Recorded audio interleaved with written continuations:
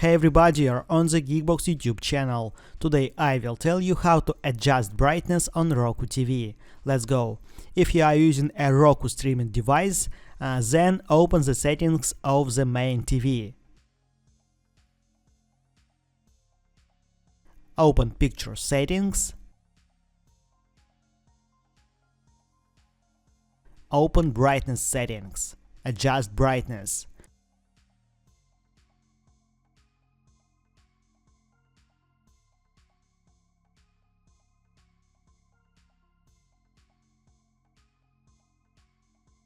If you are using a Roku TV, then open Settings, TV Picture Settings, TV Brightness.